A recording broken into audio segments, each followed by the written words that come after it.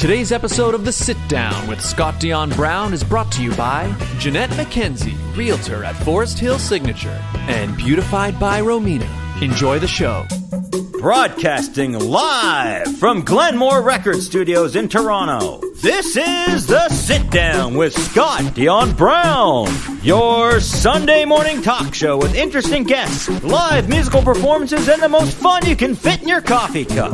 Hosted by Scott Dion Brown and Regine Alaina, this is The Sit Down with Scott Dion Brown.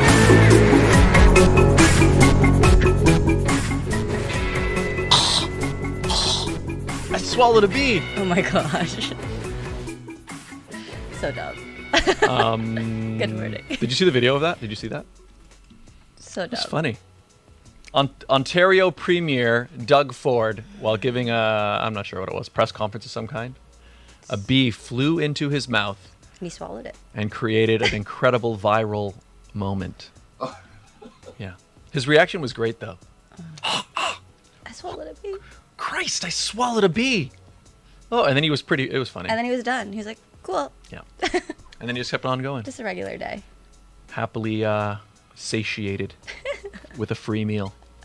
Hello, everybody, and welcome to episode 191 of The Sit Down with Scott Dion Brown. I am your host, Scott Dion Brown, and I am joined once again.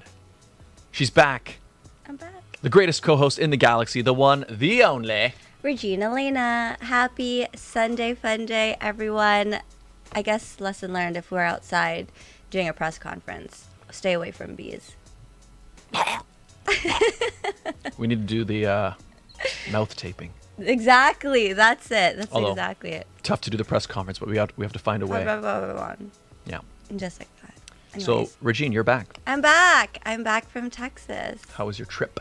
It was so much fun meeting all of the Galaxy International queens that I have been following for years.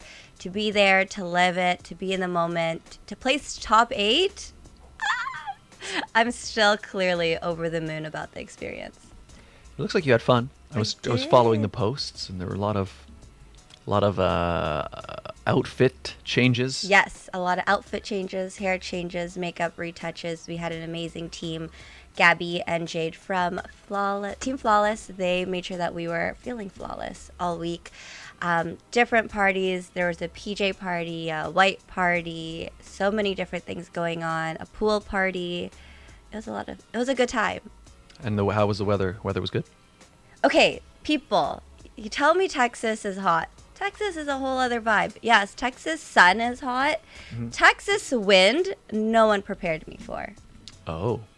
It was like there could have been a tornado close by. That's how strong the wind was. Like, I was like, we're going to not be in Texas soon. Like, it was so windy. And that was the day of our pool party or our pool glam headshots. Mm-hmm. So by the time it was my turn, my hair was all... Actually, I have a video of how crazy the wind was. Was it a cold wind? No, it was just wind. Just it was a wind. Like, where did this wind come from? Let me see if I still have the video. Just getting blasted. Yeah, here. I don't know if y'all could see that. I mean, I can kind of see. Oh, yeah. Like, what was that, Tech? No one warned me about the wind in Texas, just about the heat. So now you know. People going to Texas, it's not just hot. Tie your hair up. Tie your hair up. Exactly. There you go. Well, Regine, I want to bring in our guest. Yes, let's talk to our guest. Because, I haven't spoken to our guest. I mean, I spoke to him briefly right before the show. I've never met our guest. And you never met our guest. Yeah. Except for briefly before the show. But before that, I haven't seen him for several years. And, we met. Well, we'll find out all that. We'll find out all that stuff. Ladies and gentlemen, our guest today is a director, mm-hmm. writer, mm-hmm. producer, mm-hmm. Musician, composer. Everything Scott wants to be. Yeah. He's a talented guy, yeah. Based out of New York City. So, ladies and gentlemen, please give a warm sit-down welcome to Andrew Akler. Hello. Hello. Thank you for that lovely, lovely intro. Hello. Thank you for being here. Well, how are you? The last time we saw each other was We talked about it briefly. It was Gen Con, and it was Gen Con 18, I believe. 18. Yeah. So 18, 19. We're in 22. So Been a minute. 3 years. Yeah. Yeah. Yeah, my goodness. How have you guys been holding up? It's been Clearly, we're good. yeah, it's been good. I mean, things in Toronto now they're pretty much open. It's back to normal really now. Right? Yeah. It's Yeah. the only stuff now that's happening is like People still wear masks. yeah, you can wear a mask, but it's kind of up to you. Like if you want to wear a mask, you can. I find in most indoor spaces, I usually I choose still wear to. a mask, yeah. But I'm often one of the only few. And other than that, yeah, it's pretty much back to normal again. What about you? Pretty much the same. New York is pretty open again. Masks are recommended, but not enforced, so you can. I still do also when I'm indoors, like tight spaces and stuff like that. But if it's people act like it almost never happened. It's true. It's interesting you say that because we just said I was just in Texas. No one wears a mask. Of course not. If you wear a mask, you're crazy. Like I wore a mask in the airport, and people were looking at me like, "What is she doing?" Right. Yeah, yeah. It's actually weird now that we've come out of this thing, and it does almost feel like it didn't happen, or like this weird other thing. Like I don't know. It's so strange to think about it now. Everything was so different for like 2 years, and then we come out on the other side, and it's like it almost feels like it was just a weird dream. You know what I mean? It's weird. I think I lost you. Oh, can you see us? Hang on, let me see. Oh no. Hang on. Can you hear us? Hang on, let's see. We Maybe can still something see happened. you. Oh, I think we lost him. Hang on. He'll come back. He'll come back. Let's get him back. He's still there. Yeah, I hear him. I hear him. Hang on. Let me see. I think I lost you guys. Hang on. Let me see. We can hear you if you can't. Oh, wait a minute. He's gone. Yeah, he's not in the room anymore, but hang on. Let me refresh it. Oh. Something happened there. He's there, but not there. Let me try. Uh-oh. Hang on. We hear him. Oh, but we hear him. What? In fact, for some reason. You're there, but we can't hear each other. All right, hang on. What's going on here? Hang on. Yeah, he's there. He's there. We can see him. We he can can't hear see him. us. But let me see if I can no. just jump back in. We got to get back in there, Regine. Don't you guys love technology? Like we've been doing this show. What the heck? Why can't it? Maybe it's your internet. Site can't be, yeah, but it doesn't make any sense. This makes no sense. Okay, wait. I'm gonna. Maybe the internet on this machine has broken Let's down. see. Are we still live, guys? Oh no, we're live. Oh yeah, we're definitely live. But this, okay, hang on, this computer. Hang on. We're gonna get it back. People, Stay tuned. we're gonna get it back. Yeah, look at that. The internet just went down on this machine, which is a different machine. All right, hang on. Audio is choppy. Good to know. Thank you, Tara. Oh, the audio's choppy? Yeah. Let me see if the So internet I've is. been told. All right, hang on. Let me see. Cancel, I guess. Oh no. Don't worry, we're good. We're good. He can still. Oh, he can't No, even he can't see hear us. us. He can't see us either. Hang on. Should I? You know what? No, it's not you. It's us. Okay, hang on. Okay. I see you guys. Yes. Okay, hang on. Remember we had that same problem Oh, before? it's now on our webcam here. Oh, what the heck? What? Alrighty. Why did that happen? I have no idea. Hey guys, welcome to another view of the sit down. I don't even understand how that could have happened. Oh, wait, no, I think I do understand how that happened. Wait. We are there we clearly go. live. Okay, everyone. hang on. We're almost back. I can't hear you guys though. Yeah, We know. we're coming. We are making this happen, people. Oh, audio. No. Internal. Hello? Can you hear us now? Hello? You can't hear us. Yes. Yes, you can. Okay.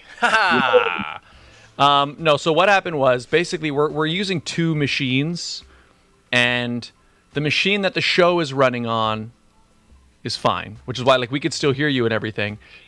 But the machine the machine that we're kind of connected to you on here, that you can hear us, I think it lost internet for a second. So we got kicked out.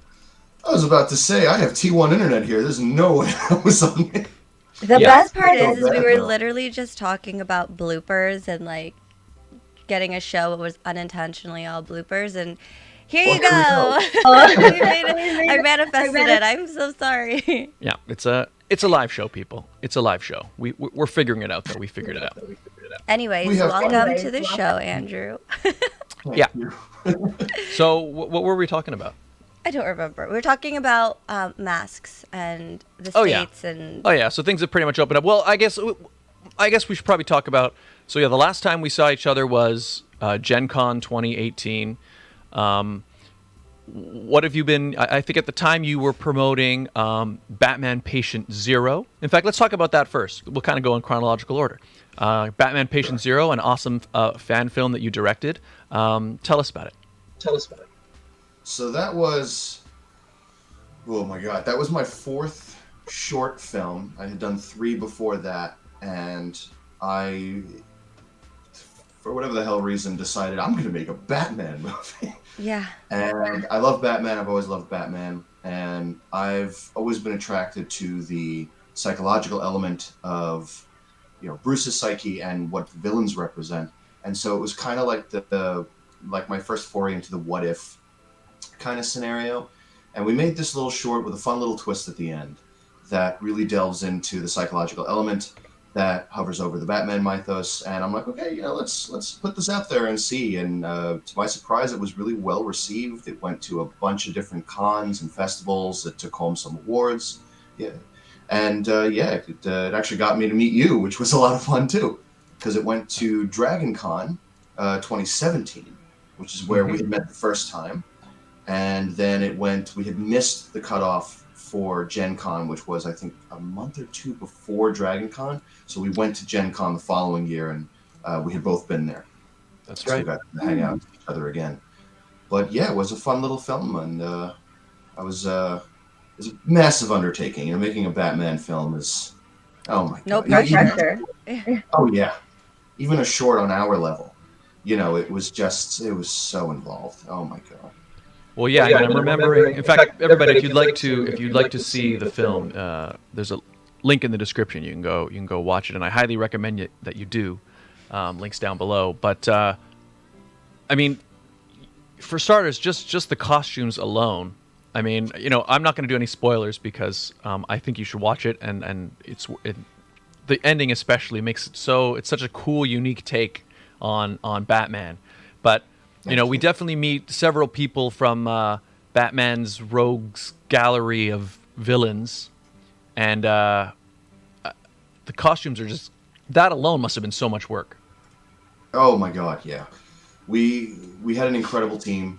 To highlight them, we had Marcus Lascalzo and Rachel Cordell, as well as our costume designer Jen Bull and Becca Iandoli, and they were amazing. So Jen did it remotely, actually.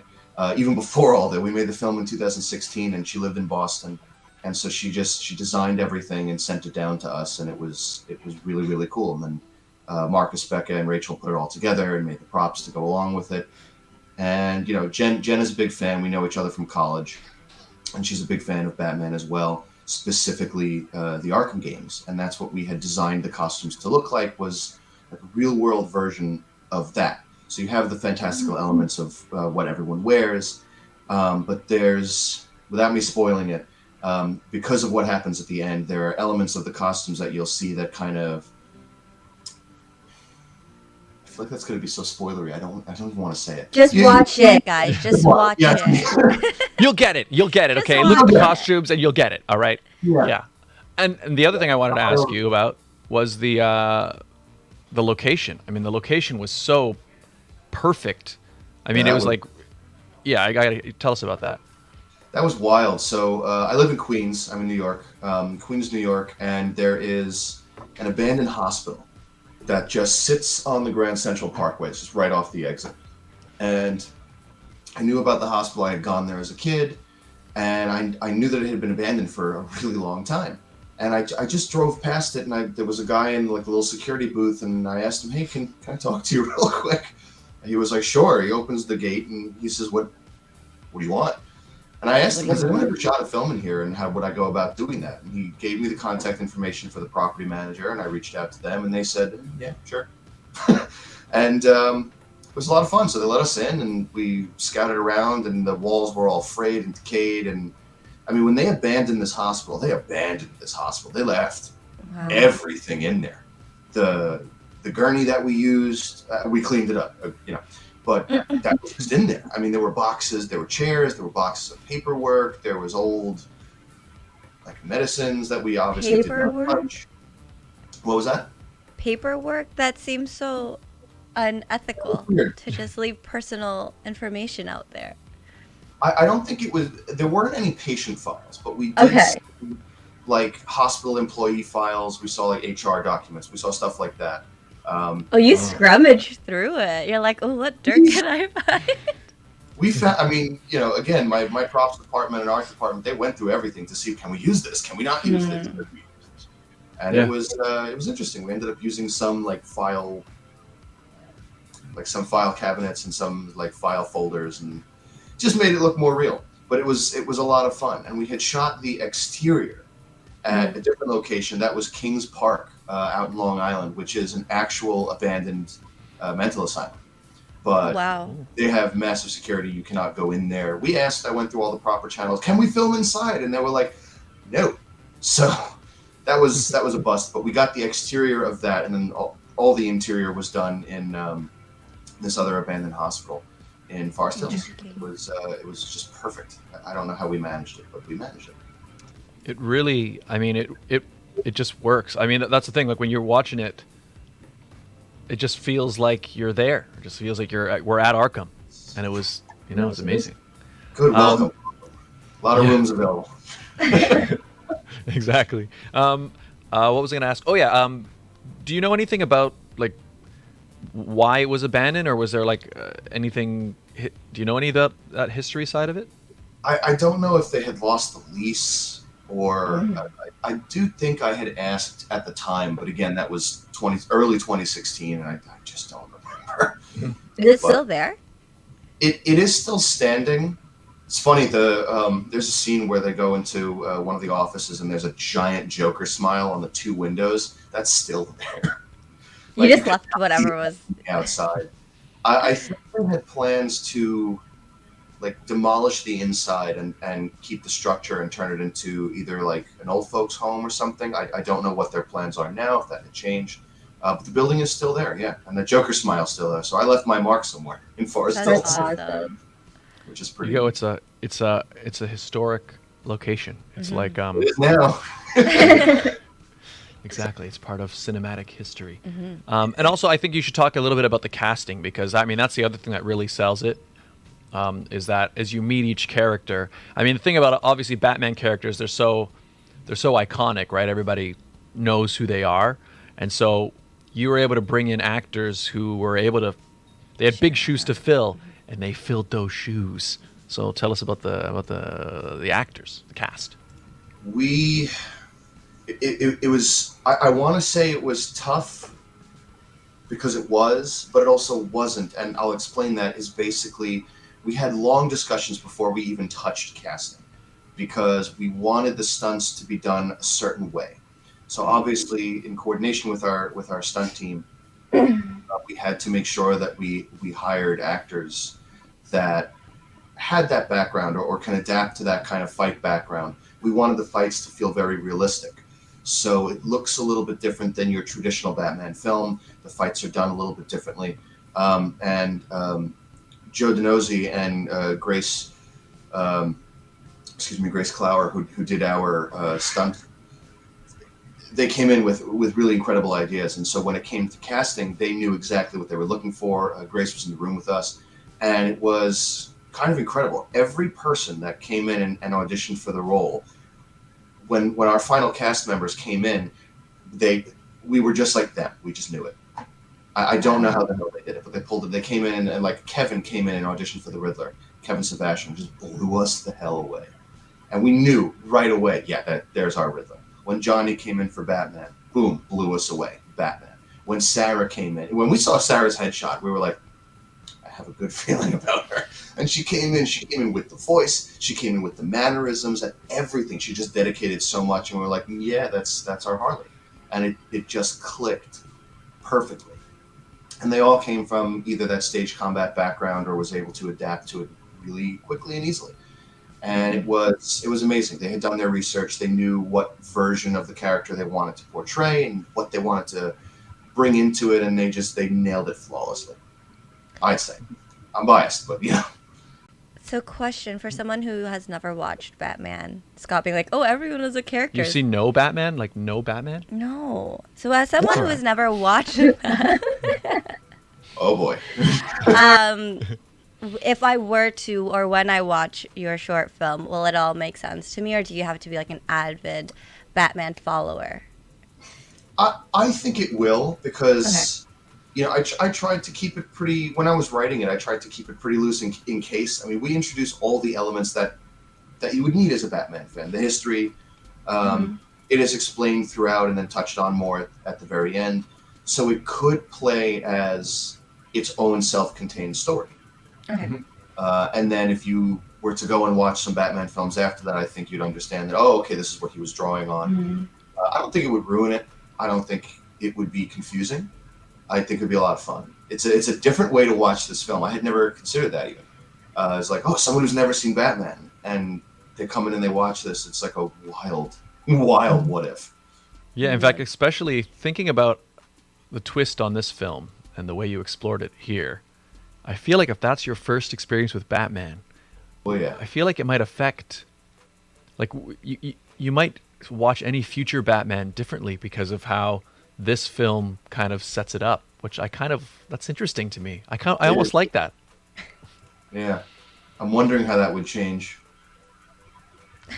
Yeah, I like how you're all both looking at me like, yeah, you better watch it and let us know. Yeah, see, now you have to watch this and then go and watch the Dark Knight trilogy and then let us know, because I'm That's curious. a lot of work. Yeah. Well, I mean, at least Andrew's film, it's a short. I think, is it about 17 minutes? I think that's the length. Yeah, roughly. just about. I think with credits and everything, it's like 17. Yeah. So that you can definitely do that one. And I'll then, do that one. And then you'll I'll work let you towards know. it. Yeah. Exactly. But everybody, if you'd like to watch it, yes, Batman Patient Zero, directed by Andrew Akler, our guest today, I is feel a little judged. the link is in the description. I mean, You both are like, you've never watched Batman? well, I mean, I'm less Are surprised. you surprised? No. Okay, So that's the good. thing, because Regine is also, although that's changed a little bit now, but like, especially when we first started doing the show, she had never seen any Star Wars. She had never seen any. Yeah. Not Lord of the Rings either, right? No. So like any of the big sort of sci-fi fantasy, any of the big things that you can think of, she's very likely not seen it. So. Like, I think I've seen like the first 2 Harry Potter movies. And that's all. Ask me if I remember it. I'd be like, Oh my god. So, All of this is my childhood. What are you doing to me here? I mean, I watch all the Marvel movies. Okay. Does that count? I mean, like, at least I did something. those are good, but I don't place the Marvel, like I think Star Wars is on a, personally anyway, for me anyway, or Lord of the Rings, those are for me on another level. But see, like, I watched the first movie of the Star Wars trilogy, and I wasn't like, oh my god, I need to watch the next one. Well, how did you watch them though?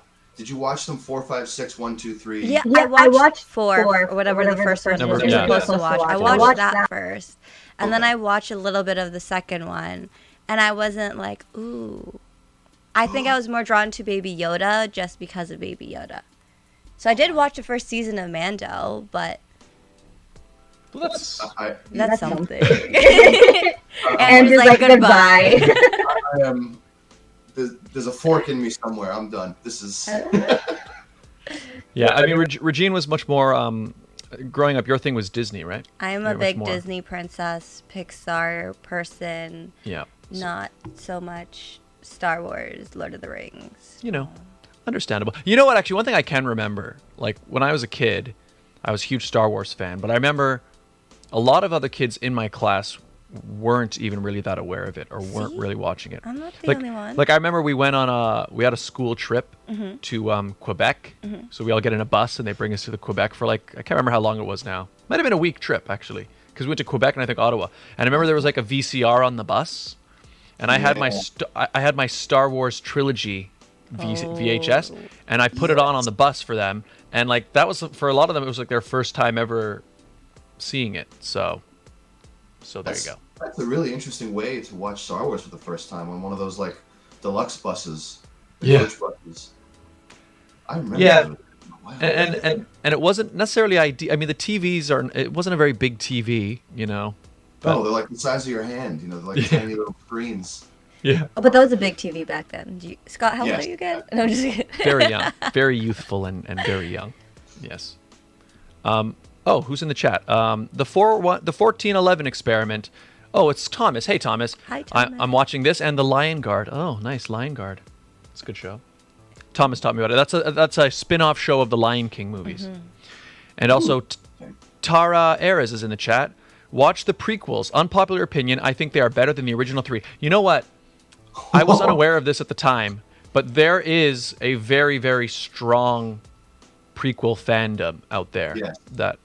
Which actually is really what's bubbling, or which is why there was so much excitement for the Obi-Wan show and bringing back, you know, Hayden and all of that. And like I think you are too, Andrew. Right? You're more of a original trilogy guy. Is that be accurate?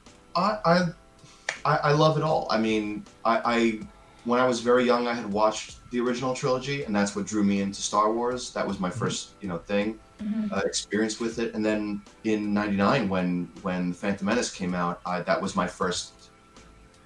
I was almost going to say live action, but like my first live experience in a theater with Star Wars. So I have a deep appreciation for the prequels. I am one of those prequel fanboys.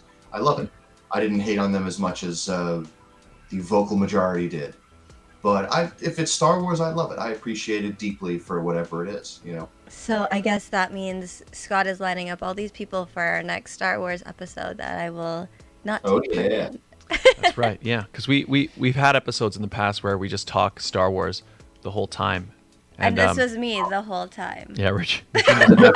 But you know what? At least next time, maybe because you're starting to watch some things. So maybe for the next episode, you'll be like, actually, I've seen that, and I disagree, or you know what I mean? I'll still be like this. I'll bring my my big Baby Yoda plushie and be just like cover it for the show. I have mine in my living room. I have one of those giant squishmallow Baby Yodas. Oh my god, I've seen that It's thing. massive. Oh, no. We have a Build-A-Bear version, which is just so Those are scary looking. No, They freak me out. What I've never seen the Build-A-Bear Baby Yoda. I didn't even know they had one. Yeah, here, I'll Google it. Okay. Or maybe the American ones are different than the... Okay, get it.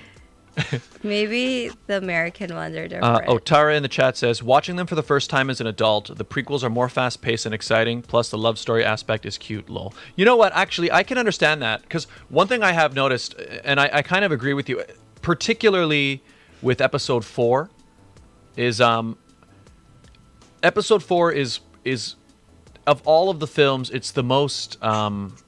I don't want to say dated, but dated is kind of the right word, in that it feels a little bit more like the pacing of a 1970s film, whereas Empire and Beyond, the pace picks up. But obviously, the prequels have the benefit of being created closer to what we're used to these days, so I can understand that. Anyway, you are back. I can't find my Baby Yoda. Oh. He's Oh, here it is. He went on an adventure. And he's on sale right now. Yeah. He went on an adventure. He's training with Luke. Here. Oh, you I'll found a find picture of it. it? Okay, cool. I think Regine says she... Oh, so this is the Build-A-Bear one? Slowly loading. Yeah. Hang on. Oh, wait, that's Darth Vader. That's a Darth Vader one. Did you know I thought it was Dark Vader for the longest time? Dark I think Vader? it was you who told me it wasn't Dark Vader. Oh, it's not bad. It looks cute. The face creeps See? me out. The face looks like E.T.'s. Oh, we have a Baby Yoda in the studio. All right, yeah. I'm being handed... Oh, this isn't the Build-A-Bear one, though. But here we go. We have a Baby Yoda who has made it There to we the go. studio. That's a I think- cute one. That one I like. He's pretty adorable. You know what? He can live here somewhere. Yeah, you can. You have a There we go. Speaking of E.T., you know E.T. makes an appearance in episode 3? Yeah, in the Senate, right? Or they're just there in one of those little pods. I love those little. Wait, in Star Wars? Yeah. Yeah. E.T. and E.T. is part of Star Wars? Yes. I think you guys are Well, tricking Lucas me and now. Spielberg have a lot of history and a deep friendship, so that's, they featured one another in their films. Yep. Interesting. Yeah, it's kind of an Easter egg. And then the cool thing now is like when you have Andor coming out, which is taking place around the buildup of the rebellion and all that stuff, and the Senate is still around. They could theoretically work those guys in if they wanted to, as like, another species and stuff if they wanted to, because they're officially part of the universe. They are, yeah. It'd be cool to see them in in a deeper light that way, because you just saw them quickly and they just panned away. But have one of them talk or point the glowy finger. Phone home, or It's like this. use the. I realize Andrew can't see what I'm doing. Yeah. Sorry, Andrew. I'm just here with Baby Yoda. Do the magic hand thing. There you go. Baby Yoda really is even for people who weren't Star Wars fans. I feel like this guy did a lot of work in bringing, I think, new people in. Yeah, me. Yeah, there you go. So, Only reason I watched Mando is because of Baby Yoda. yeah. I think that's why no, that's not true. There were a lot of people who love just the Mandalorians in general and Boba Fett, and when they announced the show, they were like, "Yes, a Mandalorian show," and then it became essentially the Baby Yoda show. Have you seen that meme? The meme where Which it's one? like Mando and he's like, "It's the Mando show." He's like, "Baby Yoda show," and he's like, "No." It's a really funny meme on that. I have to Accurate. agree with that, yeah. It is definitely accurate. I want to ask you next then. So Batman Patient Zero, awesome. Star Wars, also awesome. But I do want to ask you about Gateway Eyes, because you stepped into the producer's chair and the composer's chair for that project, right? Yeah, that was a fun little project. We had there were actually 3 Andrews on that film shoot. There was myself producing, the writer and director Andrew Graziosa, and our cinematographer Andrew Schwartz. And it was very funny. We just called each other by our last names the whole time, or we called each other Idiot 1, 2, 3. It's we had a lot of fun.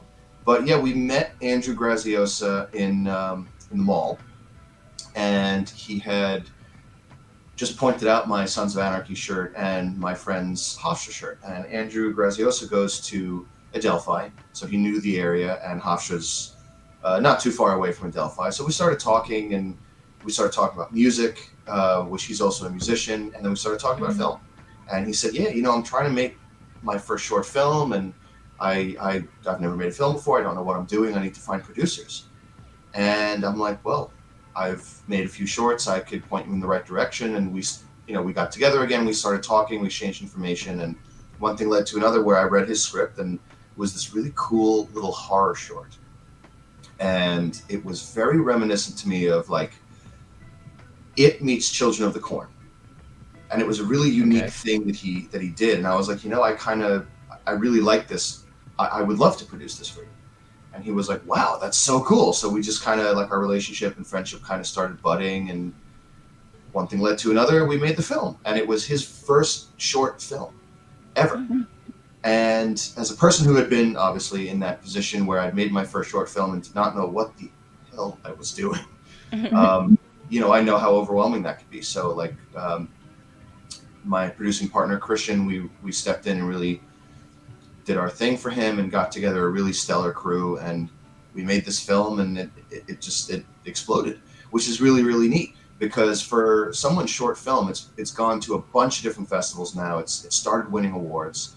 Wow. This weekend it's going to premiere at the Nyack Film Festival Wednesday night. I think the festival actually begins this evening. And that's going to go for most of the week, and then his film shows the 8:30 block on Wednesday. And yeah, it's a really incredible little film that he wrote and directed for a first-time filmmaker. It's amazing. So did you say on the beginning, you met him in the mall? Yeah, Roosevelt Field Mall. We met him in a Spencer's. Nice, of all stores. Yeah, of all places. It was very funny. That feels just like the most fortuitous. So you just went to the mall. I don't know if I've ever met anybody at the mall before, let alone talk to them. But all because of a T-shirt. Yeah, so you liked each other's T-shirts, and you both happened to be at Spencer's. It's like, hey, I'm working on a film. Really? I produce films. Like, let's go. It was literally that kind of conversation. I mean, you could have ripped it out of a movie, and it would, but it just, I don't know. I mean, he was really outgoing, and it just clicked, and we didn't even know like how old he was. We were just like, oh, cool, yeah, kid likes film, likes music. Let's just talk. This is great. This is what brought us together. We later found out at the time he was 19, and we were like, wait, what? And he just carries himself so mature, and so like worldly, and it just never struck us. But he's a really smart kid, and he really knows what he's doing, and like the vision that he wants. And he's a director. He's a director through and through, and that's just why we clicked. You know, directors, movie buffs, bond over movies. That's what we did. So I guess that means the next time we go to the mall, or Scott, next time you go to the mall, wear a shirt that will get people talking to you. Wear a Star Wars shirt. That'll do it. Or wear your face on your shirt. Oh, or that. You have your own merch. I mean, just wear your face. You're wearing a mask anyway. So be like, oh, you'd like my shirt? So are you in the film industry by chance? No, See, sir. I just Now no, sir. I just need to fold these. Can you please please leave the store? I'm sorry. You know. But you know, it's cool though that you tell the story like you said. It's like something out of a movie. But so many times stuff like that, it's like you don't. Like real life is weirder than fiction, right? Like that's really the case, and so that was it. That's proof of it, and that's so cool. And there you go. So now you're here now. You've been promoting the film. I've seen you posting about it on Instagram. So the festival run's going well. Pushing it forward. I mean, he had a nice little premiere in Long Island. He's from Long Island, so we had a little premiere at a local theater, and you know he sent it off to the festival circuit, and it's just getting gobbled up. It's pretty incredible for a person's first film. It's mind blowing. I mean, my first film didn't even have that. So what was your first film? My first film was a short that I made while I was in college in 2013. We made it with the film club at Hofstra, and it was called Wake Me, and it was this little, I guess also kind of what if. I like those weird like what if kind of things. It was this young kid who has narcolepsy, and every time he falls asleep, he vividly dreams that his mother is still alive, and you find out that she's not, and it's really affecting his view on reality, and the lines dream and reality start to blur, and you know, heavily influenced by Inception, and you know, he's left with a choice at the end, and if he takes that choice, what does it mean? If he doesn't take that choice, what does that mean? And it's a very one of those, you know, open-ended first filmmaker things, but you know, I think we did it well. It was a lot of fun to make. It was my first film. Made it in college, and it got me to where I am today. That's awesome. So I'm very proud of it. So when you're working on Gateway Eyes, when you stepped into the producer's chair, how did that feel? Because I know previously you're directing the films yourself, and kind of being on that part of it. What did it feel like? Sort of stepping into sort of a different chair and having somebody else be the director. How was that adjustment? It was pretty easy. I think the ability to, you know, have written my own shorts and have directed them to think creatively has given me a heightened sense of being able to problem solve as a producer.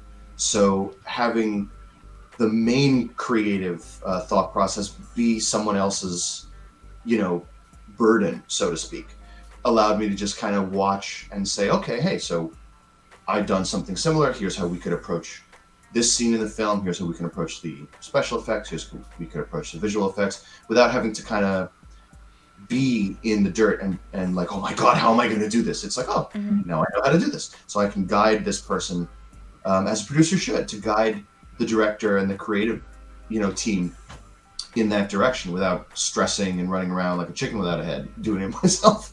It was a fine adjustment for me. It was a lot of fun kind of seeing a project from the other end without having to do like everything.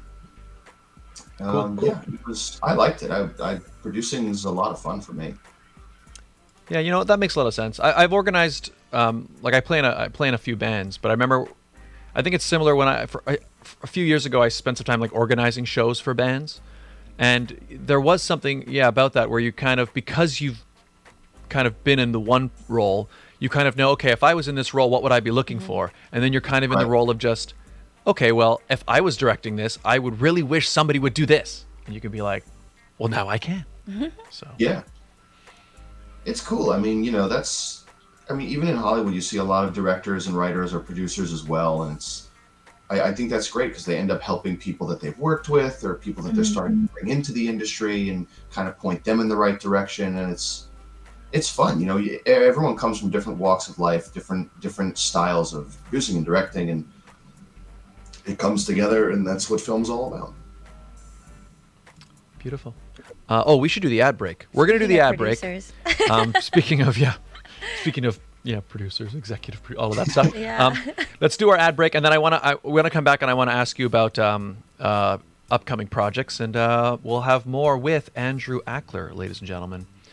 But today's episode of The Sit Down with Scott Dion Brown is brought to you by the following very important people. They make important people. I was like, did you forget the... Well, it's a live show, people. All right. Anyways, ladies and gentlemen, here they are. The Toronto real estate market is growing and changing every day. In these challenging times, you need someone in your corner.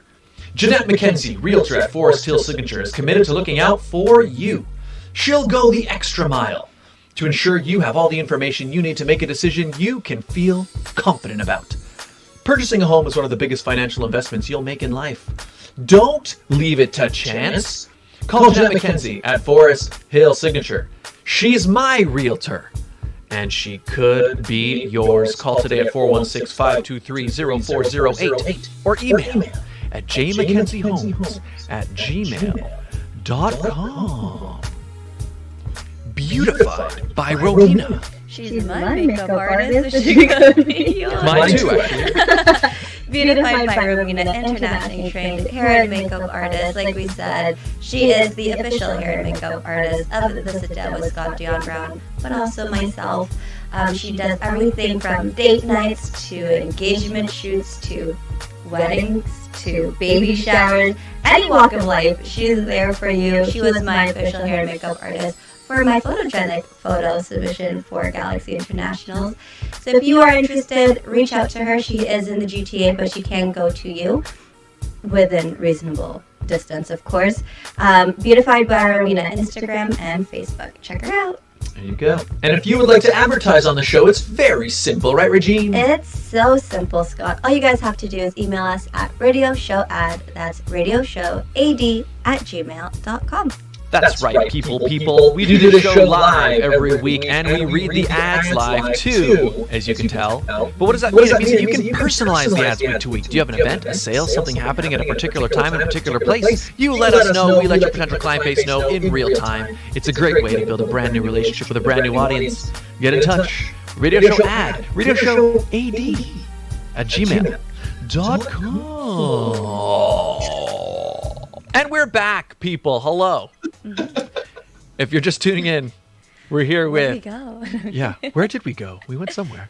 But we're back, people, and we are here with Andrew Akler, filmmaker, director, writer, producer, composer. Actually, yeah, I did want to ask quickly about that because you were the producer on Gateway Eyes, but you also were the composer. Tell us a bit about that. So composing is actually how I first got into filmmaking. I was studying music for film at Hofstra and scoring for film.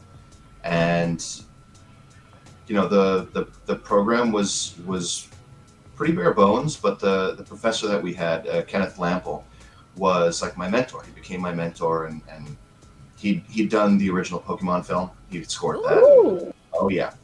He's worked with and studied with John Williams, so one of the greatest film composers of our time. And so I learned a lot from Dr. Lampel. And so the film department at Hofstra and the music department at Hofstra did not have a connection where the students would compose for the other students' films. But Dr. Lampel said, there's no reason you can't do that. So off I went to the film department. I started talking to the film students, and I started composing for their films. And being on their sets and working on their projects, I was like, wow, this is really cool. I want to kind of do this. And so then I made my first film. But I've been composing since. That's what I went to school for. And so when it came down to Gateway Eyes, Andrew Graz said that we need music, and I know you compose. And one of the first things we had talked about in the Spencers was music. And he said, do you want to compose? And I said, oh, absolutely. I had not composed. That's not true. I had actually composed for a horror thing before. That's a lie. Oh my God, I just lied. I'm sorry. But this was my second little horror composition that I had done, and it was fun. I love doing different styles. And when he talked about what he wanted, like that very 80s synthy kind of score, I was like, ooh, I love this. Let's do it. And so I approached it like I always do. I stepped out of the producer's chair and went to the composer's chair, which is it's just this chair, but Same chair. I thought, and composing for a short is a wild thing. It's really different than composing for a feature, because it's like, you want to get a theme, you want to do your variations of that theme, you have a short amount of time to do it. How do you do it? Just kind of, with this, he just sat with me the whole time. He's musical. He told me exactly what he wanted, and we just banged it out. I think in one night, 2 nights. All this from a T-shirt and Spencer's. Yeah, all because of a Sons of Anarchy. Exactly. So. Do you still have the T-shirt? Oh hell yeah, of course. Okay. I should have worn that today. I'm wearing my Zeppelin shirt instead. That's okay. Maybe that'll start up. Maybe you'll be wearing that shirt in a Burger King, and you'll meet the next project will be starting the way. A Burger King? I don't know. I was just trying to think of a business, but I wasn't sure. I don't know. Hot Topic or something. Yeah. Oh yeah, it's funny because the Hot Topic, the Spencers, and the Smaller right across from one another. So it's just like, what's going on? How come we don't have Spencers anymore? Oh, anymore? Because I remember we used to. Are they not around anymore? I think the only one is in Scarborough. Oh, I could be wrong. I haven't seen one. I gotta find it. I gotta track it down. Yeah, you gotta go find people at Spencer's. Yeah. Go in with your Scott Dion Brown shirt and see who reacts to that. Maybe you'll find your next project. Exactly. Walk around trying to projects. Sorry? What you're asking me about my projects? I want to know about your project. What's been your recent project? Oh, so well, the most recent project that I finished was a horror short called Storage Room B. In fact, actually, I don't know if you remember this, but I think when we were at, I want to say we were at Gen Con at this time. We were having some drinks at a bar, and we were talking about possible future projects. And I, at that time, I think I told you guys about the premise for this movie. And so that movie is now finished. But I think we were actually talking about it at that time in 2018. I think so. Yeah, it does sound very familiar. I've seen you, posting about it as well on Instagram, and I've seen that. Where can I watch it? Scott, where can you watch it? So right now, I can just I'll send it to you because we're in the industry. But for the general people, so I've submitted it to festivals, and when I'm finished with the festival run, I will figure out where it's going to go, whether it's YouTube or just somewhere. But I mean, one thing I found, in fact, I should ask you about this because I'll kind of get your opinion. Because obviously, for me, the most joy I got out of the entire festival experience with my first film, right, Kessler Syndrome, was like the networking with other filmmakers, like the fact that I got to meet you and all the people we got to meet and the panels and the screenings. Just that whole festival experience is honestly, it's been my favorite part of all of this stuff, and. But then when the pandemic happened, it's like, obviously all the festivals went virtual, which I'm glad they did because they got to do what they got to do. But for me, I found I didn't have nearly as much interest in in submitting in general, because it's like I'm not getting that, for me, that crucial part. So I don't know. How did you navigate sort of pandemic festival life? It was, I agree with you. It was really tough. You know, the whole thing is that networking and meeting people and schmoozing and talking. You know, nothing beats that kind of interaction. You know, like we can look back on our time at both Dragon Con and Gen Con, like the fact that we were sitting down for drinks and you were pitching your idea. And it now that it came to fruition, you know, that's such an amazing thing. There was a pitch competition that I had been a part of during the pandemic for my upcoming film, that what they did was, after the whole, you know, competition, which they did on Zoom, they used something called Tap Room. And Tap Room was this app where you can, you kind of go in and it's like a virtual bar, essentially. Mm-hmm. There's different tables or rooms you can go into, and you could just schmooze and chat that way. And it was a big help because, you know, not in person, but at least you can still talk. You kind of have that setting. That made it really, really fun. And that kind of brought back that element of, you know, meeting people and schmoozing and networking.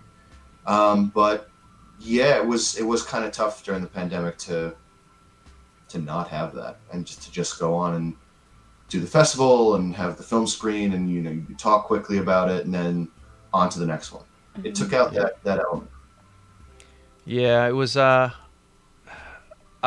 will say and what you that taproom thing sounds really cool, actually, because I was impressed. There were several festivals. It was neat to see the different ways that these festivals would get creative to try to sort of recreate some of that. Yeah, like you said, the networking side. Also, I think the thing I didn't like was, like, obviously there's something special about having your movie screen in like a screening room with the seats, and it's dark and the audience is there, you know, and, like, you know, I did have my film in a few online festivals. People could watch it on, but, like, you know, you can tell people, hey, put this on, you know, cast this onto the big screen in your house, turn off the lights, and really, like, don't look at your phone. Just let's have this movie experience, you know.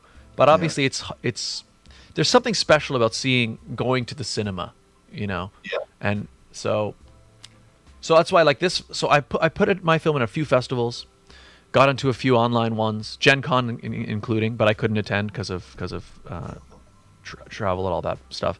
But so now I've kind of taken my foot off the gas a little bit. I'm kind of been waiting.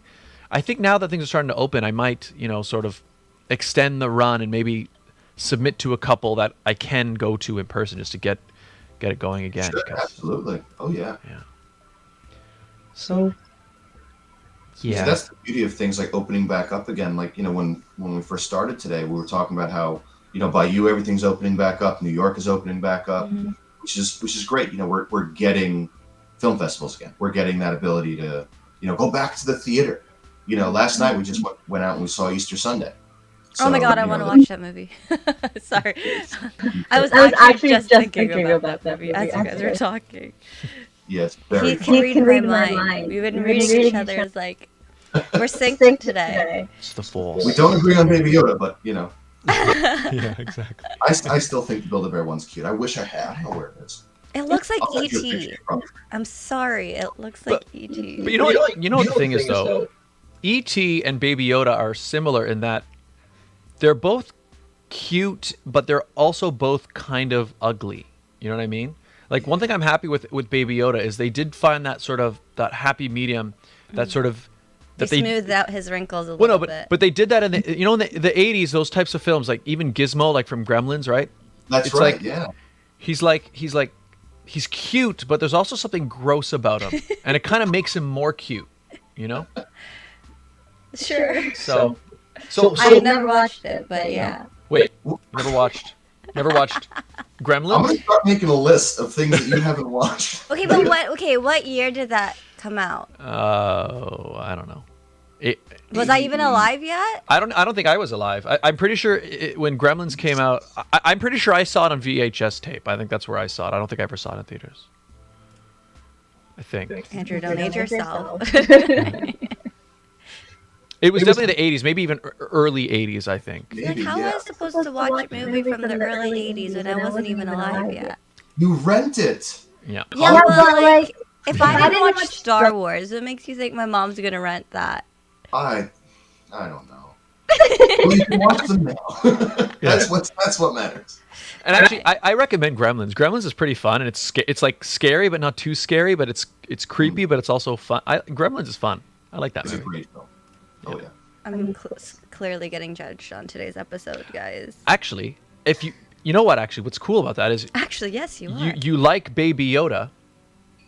I feel like Gizmo will give you very similar vibes because Baby Yoda is the modern day Gizmo. Like Gizmo was like this. Everybody had a Gizmo. I remember going to my uncle's house when I was like a little kid, and he had a little Gizmo standing on his shelf because it was just like everybody's got to have a Gizmo, So Yeah. Noted. Oh, your mom said 1984. See, I wasn't even a thought yet. yeah, there you go. I wasn't even a thought yet. There you go. Oh, in the chat, Christian Ladagowski says Dark Vader. Oh, that's when you thought it was Dark Vader. I swear I thought it was Dark Vader. I mean, I'm pretty sure we went to Disney like 10 years ago, and I was like, oh, look, it's Dark Vader. And no one corrected me.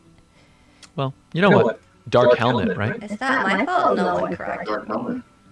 Just saying. Yeah. Have you seen Scott, I don't know Spaceballs? if you remember.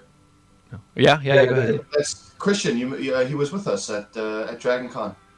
Oh, yeah. Okay. I can't. His profile pic is super small, so I couldn't see who it actually was. But yeah, I remember. Yeah, I remember you. We were okay. So that was we when we were on the spaceship. Remember we did the spaceships The simulation? simulator. Yeah. That's right. We did that at Gen Con, though. Oh. I don't think that was. Scott at has Gen really Con. bad memory. I'm so sorry.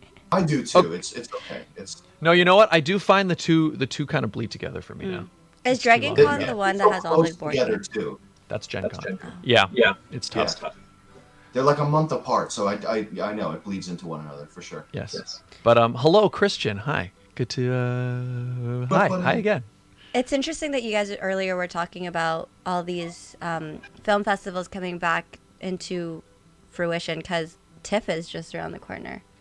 That's right. Yeah, Toronto International Film Festival is coming back, and I think this is the first time in years that it's going to be, I believe, the full version of the festival. Like, because usually, because they close down a whole street In Toronto for like the red carpets and everything along, and it's such an awesome atmosphere to just walk through. Like even if you're not going to films, just to be down there, there's live music, all these patios, and all these people handing out free stuff, all these booths. So it was pretty sad to not have it around. So it's coming back. That one's on my list of festivals to attend. I really want to go to TIFF. Oh my god. It's coming back. A couple of weeks. Yep. Coming to Toronto. Not a long time. Well, I mean, it's a bit of a- And I heard recently, I think like yesterday, that you don't need to do any more testing, or like you can. to cross in? Yeah, you could still have a positive test and still go back to America if you're American. Oh, all right. Well, if you're ever rolling through Just Toronto, saying. let me know. We can.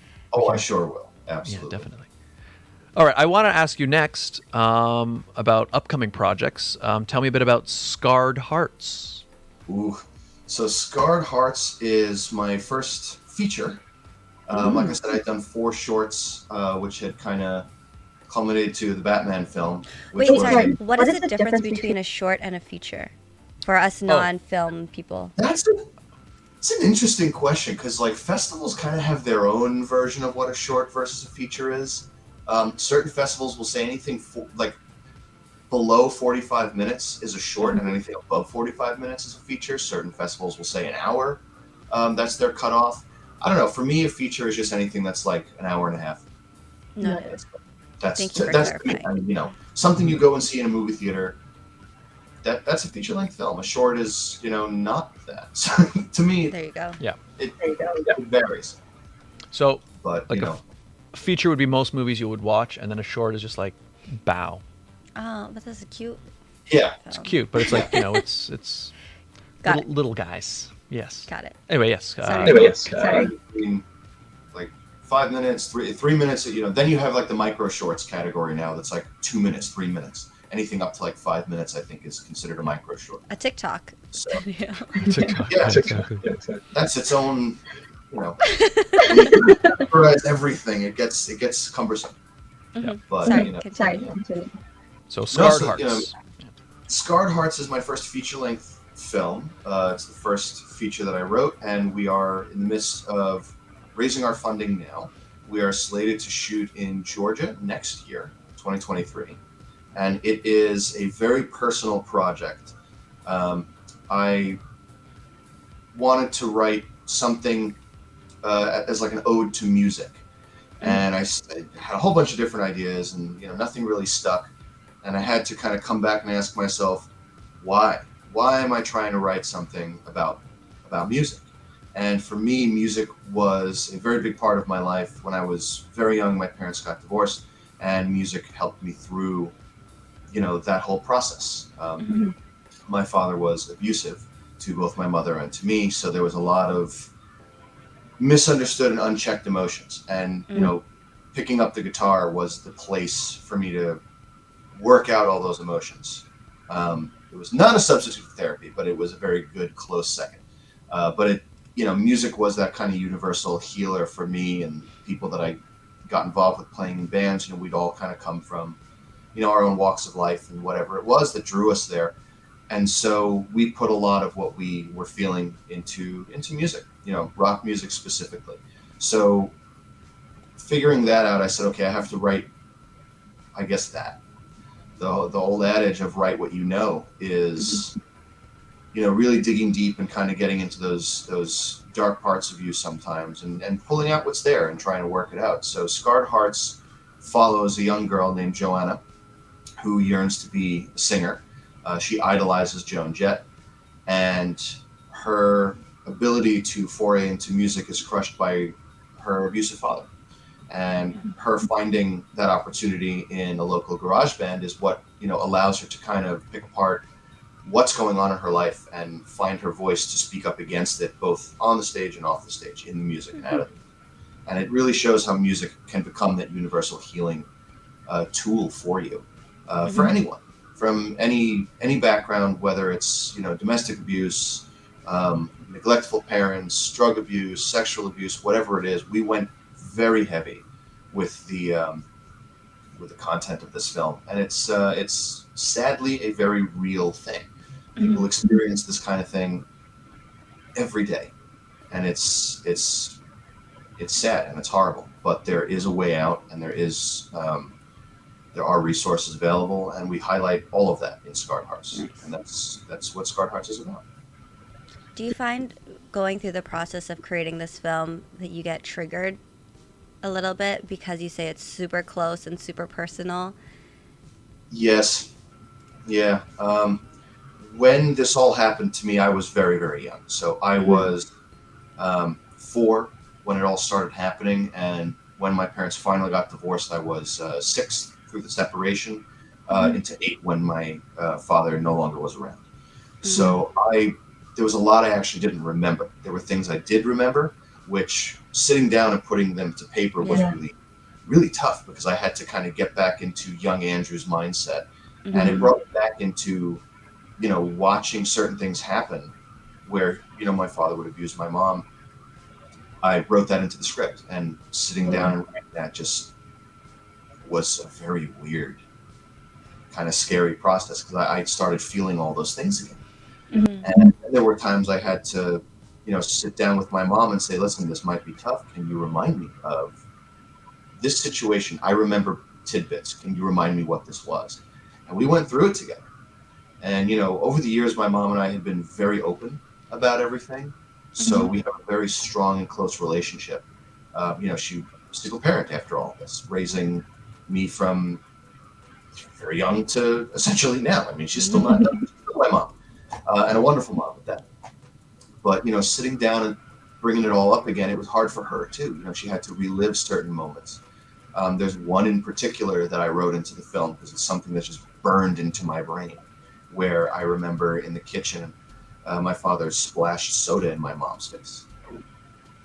And, I just remember that image, but I didn't remember what it was and what it was about. And the answer was there was no reason. He just went off and got angry with her about something, and that's just what happens in those situations. Abusers just kind of go. Ooh, I lost you for a second. Oh, We lost you. Yeah. Can you see us? Uh-oh. All right, hang on. We still hear him. What's Just going put on? it on our. Oh no. Hang on. What happened? They Well, while we disappeared. try to figure him out, That's weird. All right, hang on. Yeah, We're well, gonna. Maybe the same thing First- happened. Do you think? We're back. All right, hang on. We're gonna come back. Hang on. Shoot. you realize all these things happen when our guests get super passionate. Hey, seriously, like, why Yeah, couldn't it my have froze. happened? Oh no. Why couldn't it have happened when we were talking about like? Baby Yoda. Yeah. All right, let me see here. Audio. Let me just let him know. Give us 1 second, Andrew. He can't even hear us. Hello? We're like, 1 second. Can you Can hear you us? hear us? I can now. Yes, I was just Okay, texting you. We were just saying, because we know you couldn't hear us. It's interesting because with us on our show, when guests get super passionate about what they're talking about, something happens. It happens every time. Yeah, I don't know. Unless they're in person. Unless maybe the Wi-Fi just gets overwhelmed. The Wi-Fi's like, oh my god, I can't take this anymore. Too many emotions, you know. No, but thank you, first off, for being so candid and vulnerable and open and talking about this with us. It's not easy, Of course.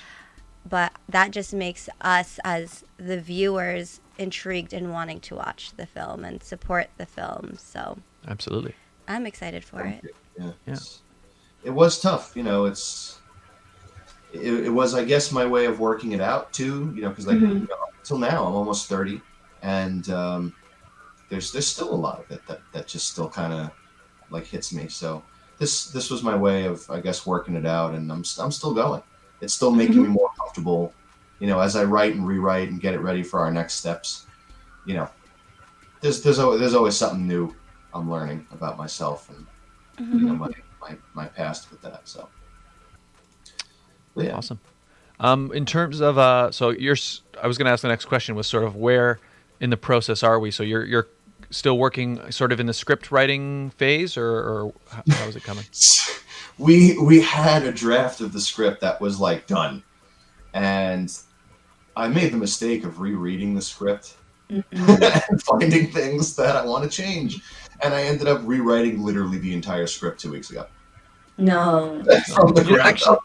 Actually, you know what? Shoot, I was watching an interview with somebody who, that's their process is actually, I can't remember who it is, somebody famous, but I can't remember who it is. But they write their script and then they throw it out and they write it again.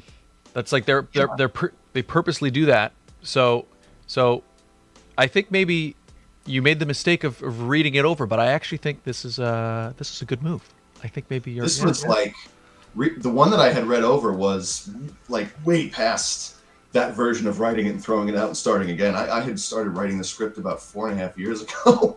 So this Okay. oh yeah, we were done. This was the script that we had sent to, you know, pitch competitions and, you know, screenplay competitions, and it had won awards. And I'm like, yeah, I'm gonna change it. So it was a little insane on my end. But we're actually having the table reading of this version of it, this new version of it, this week, to hear it back and see. But this version is in my opinion the one. This is the one that I always wanted to make. It highlights music. There's a lot more music in this. There's, you know, the element of Joanna's family, which is now heightened. We get to see the relationship between her and her father. We get to see what's strained about it. Specifically, we see more of her relationship with her mom, how they got into, you know, their love of music, and you know, it just highlights so much more. So I'm excited for this draft. You know, it's, you know, you make a film. They say you make a film 3 times: when you write it, when you shoot it, when you edit it. That's a lie. You make it 1,000 times because you're gonna rewrite it up until the day of shooting. You know, and then. So, and you know, you've been through that process of, you know, hey, let's change this day of shooting. So it's a forever fluid thing. It's amazing. Oh, hi, Ahmad Star. He's asking, what script? Oh, so Ahmad Star, welcome. He just got here. So we are interviewing filmmaker Andrew Akler, and he's talking about his latest project that he's working on called Gateway Eyes. Oh no, Star Hearts. Sorry, Scarred Heart. Sorry, yes, wrong list. Yes, Gateway Eyes is on its festival run. He's the producer. Scarred Heart's upcoming project. Yes, sorry about that. Yes, and I'm really excited to see where it's going to go. In fact, let me talk about. So you mentioned the music. So are you composing all of the music for this film as well? Yeah. So this is a slightly different approach than my usual composition for film. Because when I compose for film, it's the score, it's the underlay, anything that's your emotional cinematic or your 80s horror synths, whatever that may be. This one's a little different because it's a rock band, it's a garage band. So I'm drawing upon music that I had written when I had played in bands as a teenager, and writing new music as well. So all the music that the band plays will be original music that I'm writing with Christian, with my friends, with my co-writer on the film, Nikki Rahal. She's a singer as well. So we get together, we write the music. We're also highlighting music that played a big part in my life. So we're hopefully going to get to license out some songs from Zeppelin, from Hailstorm, from Joan Jett. Joan Jett is a big influence. Her music is a big influence on this project. She was for me, her and the Runaways, and then, Joan Jett and the Blackhearts, who I saw live just 2 weeks ago. Cool. In Eisenhower Park, was a free concert. That's the music that really got me into it. So we'd love to, we're in the midst of actually reaching out to Joan's manager, who we'd spoken with before. And we want to reach back out and say, hey, now that we have our initial funding, we'd love to talk and get kind of her blessing to use her music in this film and in this role. So yeah, it's a bunch of different musical elements and moving parts. We're going to feature hopefully another band and their music in one scene where Joanna goes to a concert and watches this band that will be a real band. We're talking with them right now. To try and see if we can get them on board and feature their own original music. So, the whole film is about just music in general and what it means to people. So I want to do as much original compositions for that as possible. Nice. It's amazing. I'm excited. I'm excited for you because, thank you. I've made a couple shorts at this point, and I want to progress to making a feature, and I'm so excited that you're right. You're right on you're doing it. How does it feel? Because, I know the first time I made a short, that felt overwhelming, just crafting the story, editing it together. And a feature just feels so huge. How are you, I don't know, how do you feel? Do you feel like you're about to climb a giant mountain? Does it feel like, how are you feeling going into it now? It's like you're climbing the mountain, and then when you think you get to the peak, there's like another one. You're like, oh, crap, I gotta still keep going. Yeah, psych, you got more to go. It's very daunting. It is nothing like a short at all. I just took it one step at a time. I said, okay, here's the story in my head. Let's start writing the outline, the treatment, the beat sheet, whatever first step, you want to take. And I did each and every one of them. And I just kind of went bigger and bigger each time. I did the synopsis, I did the treatment, I did the outline, I did the scene by scene, I did the beat sheet, and then I started the script. So I just kind of built on to get as much information. And then after the script, hey, let's pitch it around, let's see. And, I started talking with my producer, who came on as my producer, Elsie Stark. She is a New York-based casting director and producer. And I spoke with her, I pitched her the idea. We did a table read. She was invited to that. She heard it and she said, I love this. I want to produce it. And from there, you do the next step. So it's, like I said, I wrote it 4.5 years ago, maybe 5 years ago. And it just goes step by step. And it's a first, I'm considering it, like my first film over again, because it's the first feature. So I'm just letting it ride. I'm letting it go step by step and see. I'm not trying to push it or rush it. If something happens, it happens, and then we take the next step. So, but it's daunting as hell. There's so many things, especially this. There's music, there's writing. It's not just like a regular old drama or a cop drama or a comedy where you just write the story and you go. You're writing the story, you're writing the music, you're getting the logos together. You're getting. This one has a lot of moving parts. I don't know what made me decide to do this, but I'm like, okay, let's do it. We're here. Let's get trucking through. So It's amazing. Well, I wish you all the best. I'm really excited. I can't wait to see. I want to watch it. Yeah. It's not even Let out us yet. know. I want to watch it. Let us know about the premiere. Let's get into TIFF. Oh, absolutely. Well, we could be filming next year. We got our initial round of funding, which is fantastic, and we're still trying to build up our funding. So if anyone wants to help out, let me know. But once we get that, now we're going to start going after cast, and should be slated to film early to mid next year. Amazing. And I believe I put a website in the description if people want to find out more about where the project is. Yeah, it just gives you the general overview. There's a little introduction video. There's, my little director's statement there. There's the pitch deck, which outlines why, where, who, what, pretty much everything about the project can be found on the website. And there's a lot of material. What is that website, in case people are listening on Spotify? Oh, yeah. Do you want me to read it? I've got it here. It should be scarredheartsfilm.com. Yeah. There you go. There you go. Scarred Hearts Film. And then also, while you're down there, people, watch Batman Patient Zero. Link in description as well. Definitely Check it out. Well, we've almost reached the end of our episode, I think. But yeah, before we say our goodbyes, Andrew, where can people find you? Where can they follow you if they want to find or follow along your filmmaking journey? I'm pretty active on Instagram. I know I still have to, I'm horrible at posting, but I'm getting better at it. Don't worry, people.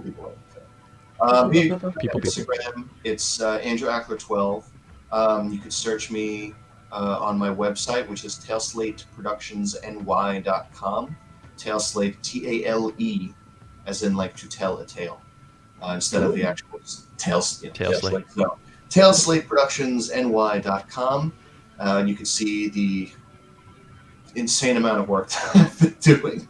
We highlight everything there. There's a lot more that has to go up as well. And Facebook, you could just search Andrew Akler. I'm sort of on Facebook, but Kind of, sort of, not really. Yeah. Like you. Yeah. Amazing. So follow people. Links are in the description down below. Find them. Instagram, Andrew Akler 12, and everywhere else. Regine, where can people find you? You guys can find me on my YouTube channel. Link is hello. Hang on, I gotta fix that. Link is in the description. There we go. Or you can follow me on Instagram, Facebook, and TikTok at It's Regine Alaina. Scott, where can people find you? You can find me. It's gonna do it again, I think. Yep. So that wrong camera is. You can find him. There. You can find me right here, where you're watching this very video. YouTube.com/Scott Dion Brown. It's the best place. It's where I post everything that I post. I do gaming. We do unboxing videos sometimes when I get interesting gear that I use. Comedy skits, film trailers, music, all that stuff. You can also find me on Instagram and Twitter at Scott Dion Brown, or on TikTok at Scott Dion Brown Official. But YouTube is the best place because that's where you get everything, including the sit down. Mm-hmm. So follow me there. And where can people find your face on a T-shirt? The merch. Merch is merch link. You can also get yourself a sit down mug. Mm-hmm. It's all in the description. In the description down below, actually, you can find it. It's at the Teespring store, everybody. And actually, I don't think I put any of the products. Well, you should. In fact, I can. Well, I'll do it after the show. Yeah, they're there. Yeah, I realized Scott has a Team Regine T-shirt. I should get a T-shirt with Scott's face on it. You know what? I agree. I think I will. I'll wear it next time. We don't have. I have to find the Spencers. Maybe I'll go to a Hot Topic. Yeah. Try Hot Topic. Try Hot Topic.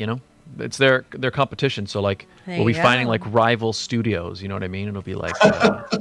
You should wear your Team Regine T-shirt. I'll wear the Scott Dion Brown shirt and see who gets more likes. Oh my God, we should totally do that. I mean, that would be really funny. We don't. You shop at Hot Topic. We don't like those Spencer's guys in here. So we're gonna make our own trilogy, and we're gonna show them who's gonna have a better box office. But who do you think will get more hits on their shirt, me or you? I mean, you. I think I'll get more hits off your shirt than you would on the Team Regine shirt. Unless I put my face on the shirt. Yeah. I think you have to do this now and then do a whole sit whole down. series. Yeah, I think we should. We should be like live in the city of Toronto. I mean, it would be fun. Oh That my would God. be fun. I'm kind of predicting an overwhelming loss for me, though.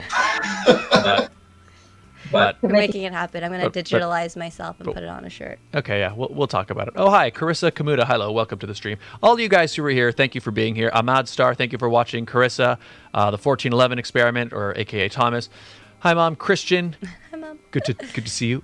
Tara, thank you for being here. Everybody who was here through Yes. the episode.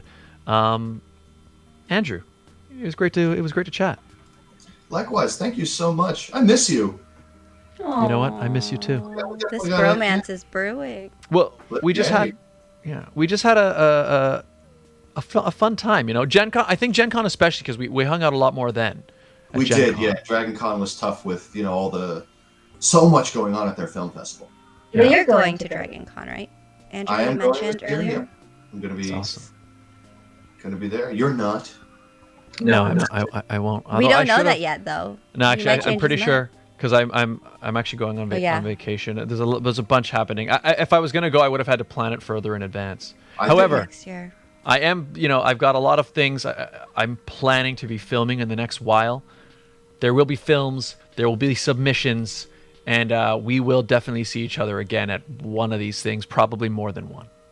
Yes, hopefully. And if you're ever in New York or I'm ever up there in Toronto, then you're gonna be my first call.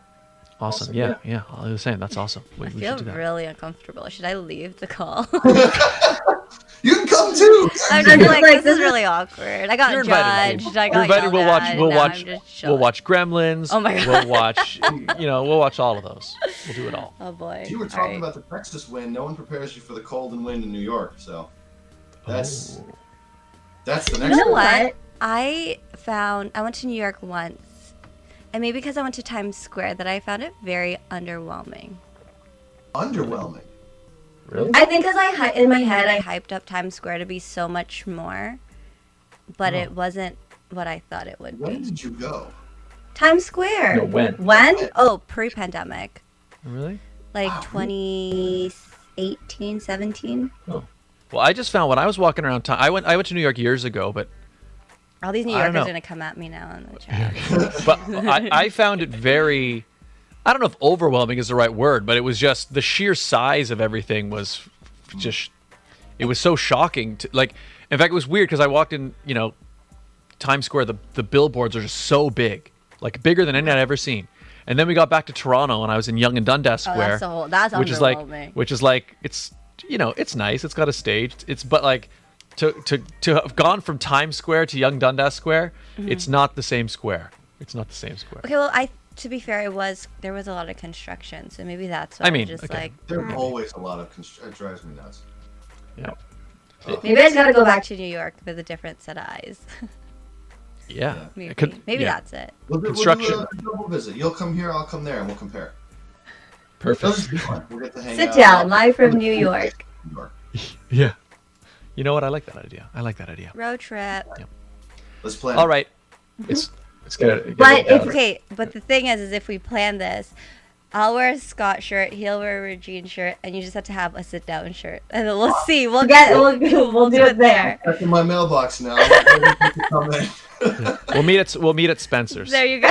Yeah, exactly. Love it. All right, people. Went down the wrong hole. Live show. It's the Hit the video. like button. Yeah. Hit the like button, people. Hit the subscribe button. Thank you guys for being here. Yes. And Andrew, all the best. Thanks for being here. Thank you for having me. This was a blast. Oh my goodness, really. It was nice to meet you. Bye, everybody. Bye.